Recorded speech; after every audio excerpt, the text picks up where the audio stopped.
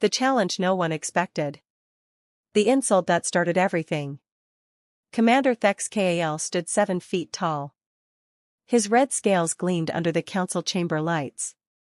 His 4 arms crossed in a gesture that every species recognized as contempt. His yellow eyes swept across the gathered ambassadors with obvious disdain. "Humans," he said, his voice like gravel scraping metal. "You claim you deserve a seat on the Galactic Defense Council. But what have you ever conquered? What wars have you won against superior forces?" Ambassador Sarah Chen remained seated at the human delegation table. She wore a simple gray suit. No armor. No weapons. No intimidating display of strength. Just a middle-aged woman with tired eyes and a coffee mug that read "World's Okayest Diplomat." "We've won enough," Sarah said calmly. Thex Kal laughed. The sound echoed through the massive chamber. Other delegates shifted uncomfortably. The KRYLL Empire had military power that spanned 40 star systems. They had crushed rebellions on a dozen worlds. Thex Kal himself had commanded fleets that made entire civilizations surrender without firing a shot. Enough? Thex Kal's scales darkened with amusement. Humans fought among themselves for thousands of years. Small tribes killing each other over resources. Then small nations. Then larger nations. But never against a real threat. Never against an enemy that could actually destroy you completely. Understanding the threat. Sarah took a sip of her coffee. She had prepared for this moment. The KRYLL Empire wanted to block human membership in the Defense Council. They saw humans as weak newcomers who would dilute military effectiveness. They needed to be shown otherwise. "You're right," Sarah said. "We did fight among ourselves for a very long time." Thex Kal's expression showed satisfaction. He thought she was conceding. "But that's exactly why we're dangerous," Sarah continued. "We learned lessons that species like yours never had to learn." "What lessons could weak prey possibly teach predators?" Thex Kal gestured with all 4 arms. "The KRYLL Empire has never lost a war. We have never retreated. We have never been conquered. Our military doctrine is perfection refined over 10,000 years." Sarah stood up.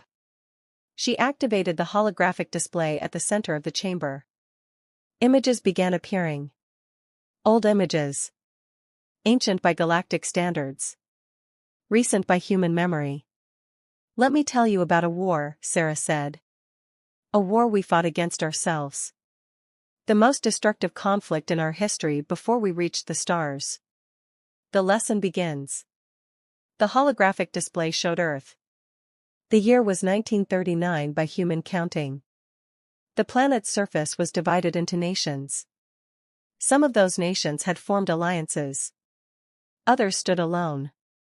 And one nation had decided to conquer as much territory as possible. "This is our Second World War," Sarah explained. "It lasted 6 years. It killed approximately 70 million people. It destroyed entire cities. It left scars on our civilization that still hurt today." Thex Kal waved dismissively. "Primitive warfare. Before you had proper technology. Before space travel. This proves nothing." "Let me finish," Sarah said. Her voice carried an edge now. "The nation that started this war was called Germany. They had advanced technology for the time. Superior tanks. Effective aircraft. Well-trained soldiers. Strategic planning that seemed brilliant. The display showed German military advances. Rapid conquest of Poland. The fall of France. Victories across Europe that came so quickly other nations barely had time to respond. They conquered most of Europe in less than 2 years," Sarah continued. "They seemed unstoppable. They had allies. They had resources. They had momentum. And they lost," Thex Kal said flatly. "Obviously they lost or you wouldn't be telling this story. They lost because they made mistakes that your empire makes every single day," Sarah said. "The turning point." The chamber went silent. Accusing the KRYLL Empire of making mistakes was either brave or suicidal. Possibly both. Other delegates leaned forward. This was becoming interesting. Explain, Thex Kal growled. Sarah changed the display. It now showed a frozen wasteland. Snow covering everything. Soldiers fighting in conditions that looked impossible to survive. This is the Eastern Front, Sarah said. Germany invaded the Soviet Union in 1941. They expected quick victory. They had better training. Better equipment. Better tactics. They thought the Soviets would collapse within months. Did they? Asked a Venn diplomat. The insect-like species was known for appreciating military history. No. The Soviets fought with everything they had. They traded space for time. They burned their own cities rather than let the enemy use them. They accepted casualties that would have broken any other nation. And winter came. The display showed the brutal reality of winter warfare. Soldiers freezing. Equipment failing. Supply lines stretched impossible distances. Death from cold as common as death from bullets. The Germans weren't prepared for Russian winter, Sarah said. They had planned for quick victory. When that didn't happen, they didn't have winter clothing. Their vehicles couldn't operate in extreme cold. Their supply lines couldn't deliver what they needed. And the Soviets knew how to fight in winter because they had no choice. It was their home. The cost of arrogance. Thex Kal shifted slightly. His scales showed colors that indicated discomfort. Sarah noticed. She pressed forward. But that wasn't their only mistake, she said. Let me tell you about another front. The display changed again. Now it showed islands in a vast ocean. Ships burning.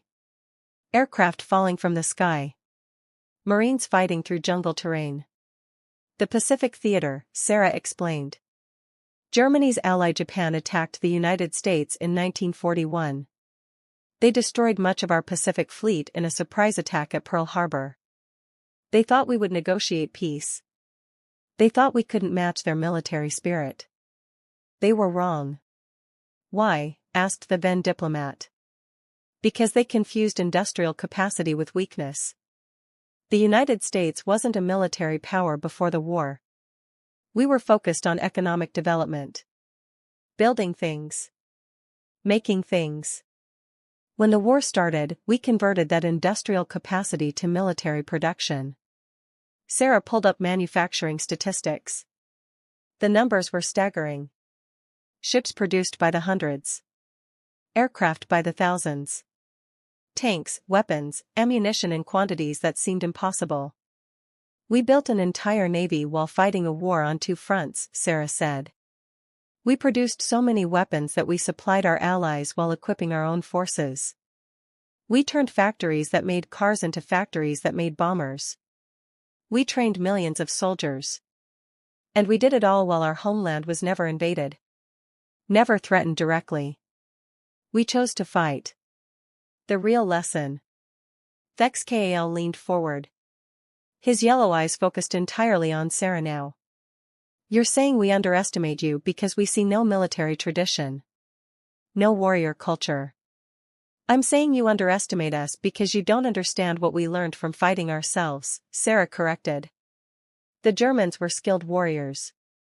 Japan had military traditions going back thousands of years. They both lost to nations that converted economic and industrial power into military strength when needed. The display now showed the end of the war. Cities destroyed. Millions dead. But also reconstruction. Technology advancement. Lessons learned written in blood.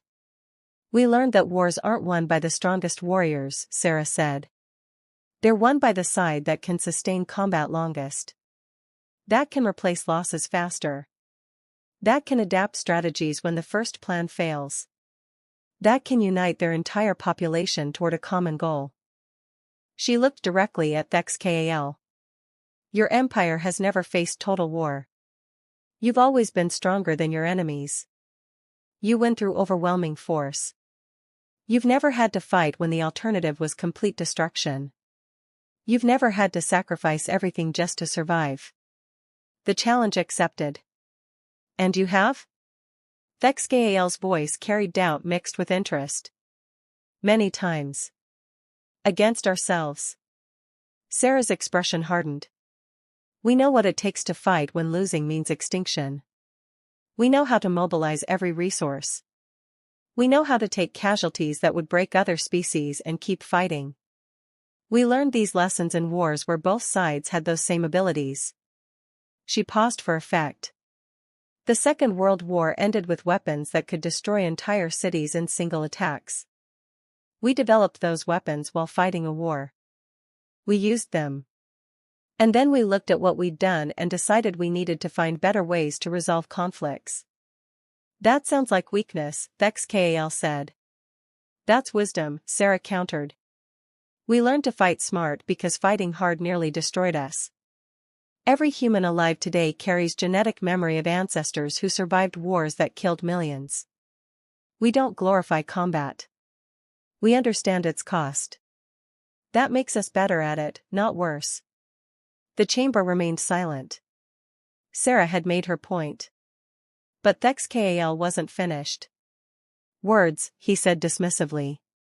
Easy to claim strength when you've never been tested against a real enemy. The Kryll Empire doubts your resolve. We think you would surrender at first. Real resistance. Sarah smiled. It wasn't a pleasant smile. Would you like to test that theory? The demonstration. Setting the terms. Thexkael's scales shifted through colors that Sarah's cultural training identified as surprised calculation. The other delegates murmured among themselves.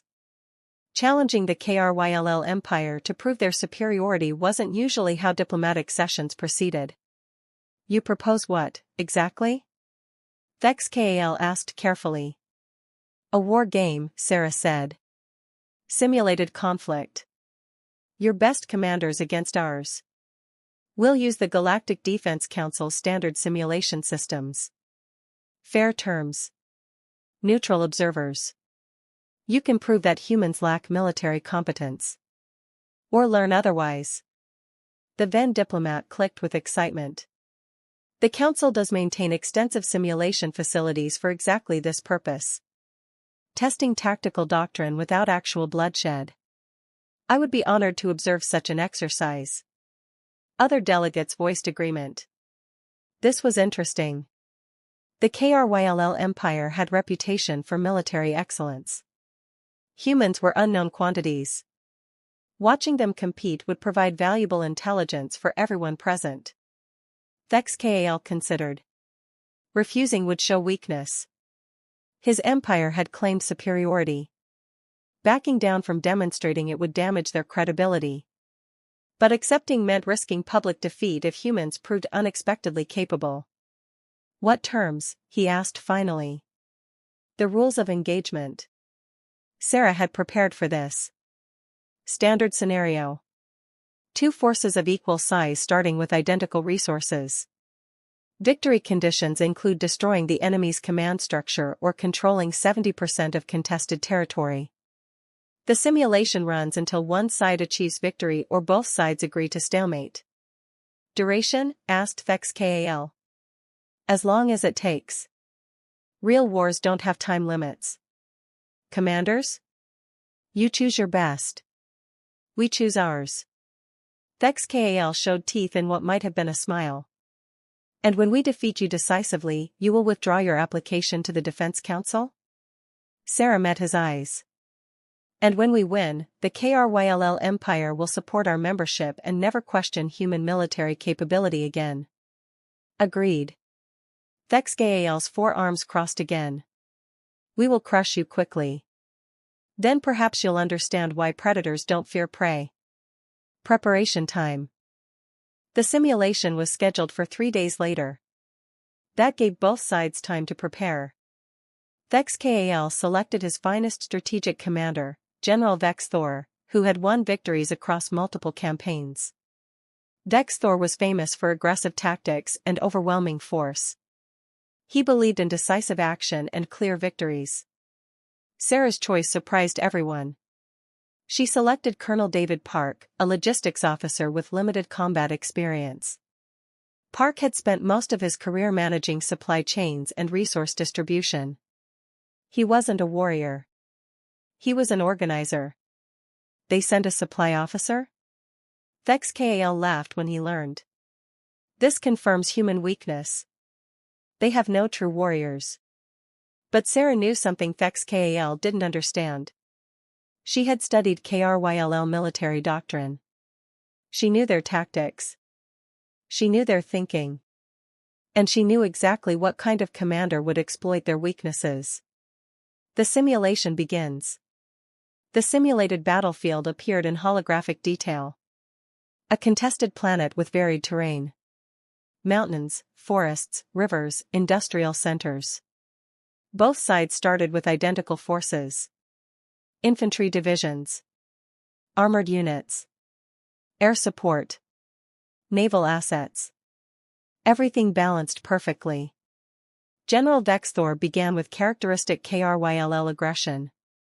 His forces advanced on multiple fronts simultaneously. He sought battle immediately. His strategy was clear: destroy the human forces through superior combat skill and tactical brilliance.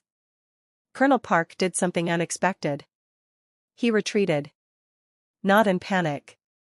Not in disorder. But in careful, planned withdrawal. His forces fell back toward defensive positions. They destroyed infrastructure as they went. Bridges blown. Roads blocked. Supply depots emptied and burned. They run. Vexthor declared triumphantly. As expected.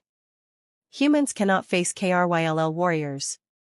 But Sarah watched the simulation with satisfaction. Park was doing exactly what she expected. He was trading space for time. Just like the Soviets had done against Germany. Just like dozens of successful defensive campaigns throughout human history. The trap springs. Vexthor's forces advanced rapidly. They captured territory easily. By the second simulated day, they controlled 40% of the contested planet. Victory seemed certain. Then problems started appearing. The advancing KRYLL forces needed supplies. Food, fuel, ammunition. But the supply lines stretched longer every day. And Park's retreating forces had destroyed the infrastructure needed to transport supplies efficiently. KRYLL units started reporting shortages. Nothing critical yet. But concerning. Vexthor ordered supply convoys to move faster. Push harder. Accept risks. Park had been waiting for exactly that order. His forces, now positioned in defensive terrain they'd chosen carefully, began hitting those supply convoys. Small attacks. Fast strikes. Never committing to full battle. Just destroying supplies and disappearing.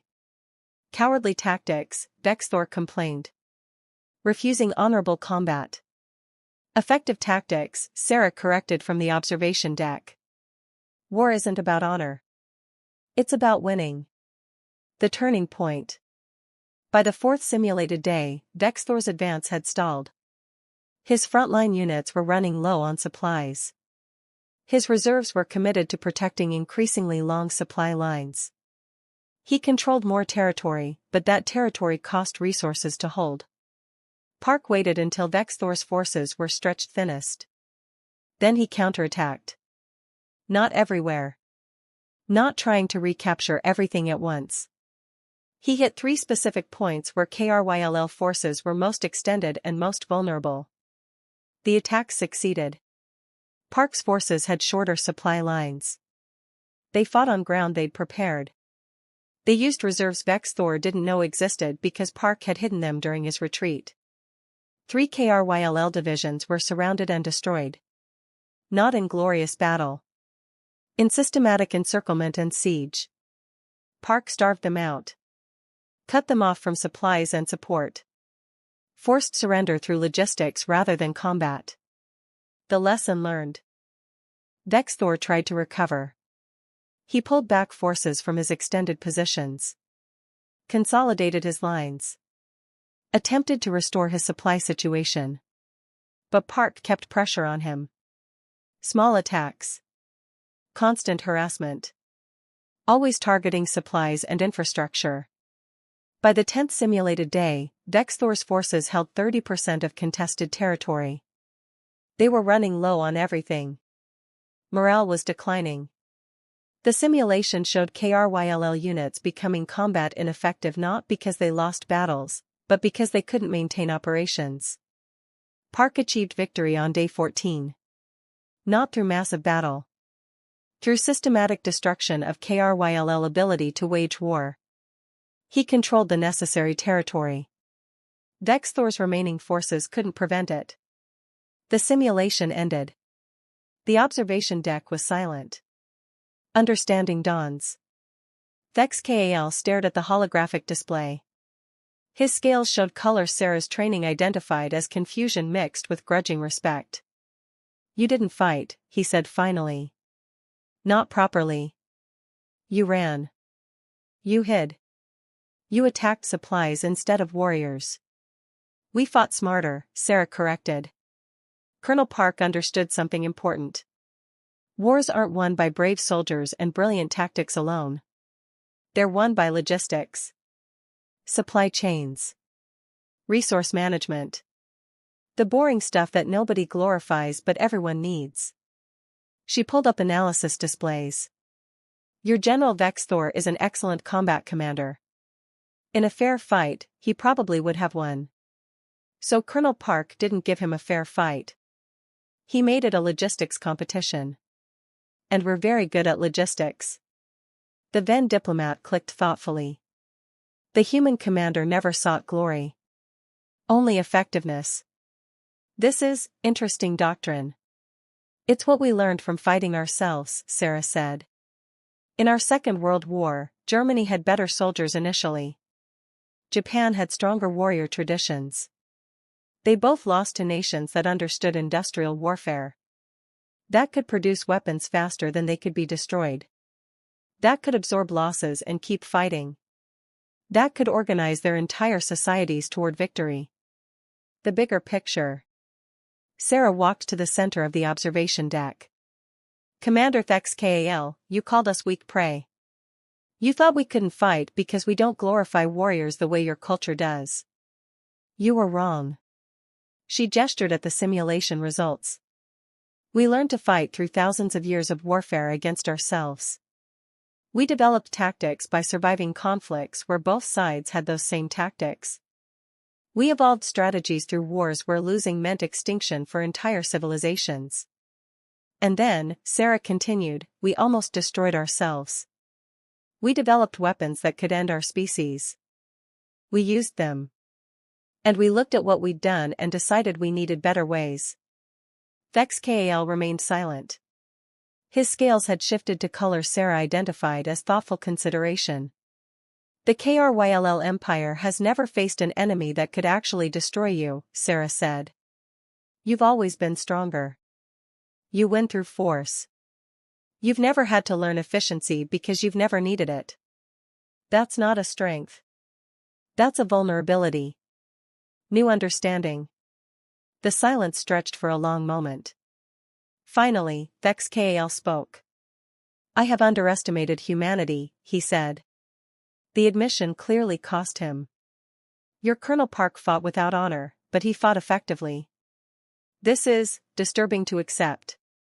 Honor is for individuals, Sarah said gently. Victory is for nations. We learned to separate the two. Warriors can be honorable while wars are won through logistics and strategy. She offered something unexpected. The Galactic Defense Council needs both perspectives. Your empire understands combat. Direct confrontation. Force application. These skills are valuable. But we understand sustainability. Resource management. Long-term strategic planning. Together, we'd be stronger. Vex KAL's scales shifted through several colors Sarah couldn't identify. Finally, he straightened to his full 7-foot height. The KRYLL Empire will support human membership in the Defense Council, he said formally. We withdraw our objection. And we request training exchanges with human strategic command. There are lessons we should learn. Victory without combat. The chamber erupted in surprised conversation. The KRYLL Empire never requested training from other species. This was unprecedented. Sarah smiled. We'd be honored to share what we've learned. And to learn from your combat expertise. As I said, together we're stronger. As the session ended and delegates dispersed, the Venn diplomat approached Sarah. Brilliant strategy, Ambassador, he clicked. You knew the simulation would demonstrate your points more effectively than any argument. I learned from human history, Sarah replied.